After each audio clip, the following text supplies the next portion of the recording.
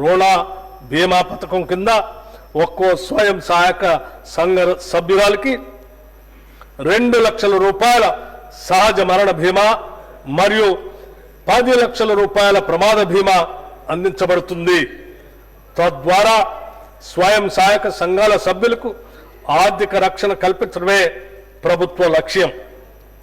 మహిళలు గొప్ప వ్యాపారవేత్తలుగా రాణించగలరని ఇప్పటికే రుజువైంది.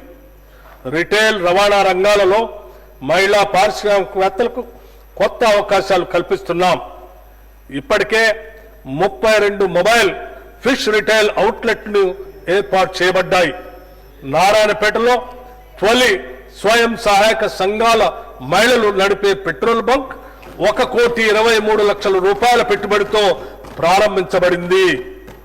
రాష్ట్ర వ్యాప్తంగా ఇటువంటి మరిన్ని పెట్రోల్ బంకులు ఏర్పాటు చేసేలాగా ప్రభుత్వం ప్రోత్సహిస్తుంది. మండల మహిళా సమాఖ్యల ద్వారా 600 బస్సుల్ని టీజీఆర్టీసీకి అద్దెకు ఇచ్చేందుకు నిర్ణయించాం. ఇప్పటికే 150 బస్సులను అద్దెకు ఇవ్వడం జరిగింది.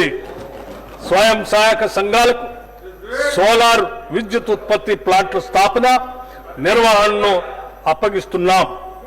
ఈ సంఘాల ద్వారా రాష్ట్ర వ్యాప్తంగా సోలార్ పవర్ ప్లాంట్లను ఏర్పాటు చేయడానికి SERP, TG REDCO, TG SPDCL మరియు టీజీ ఎన్పీడీసీఎల్ మధ్య అవగాహన ఒప్పందం కుదిరింది. ఈ ప్రాజెక్టు ద్వారా 1000 మెగా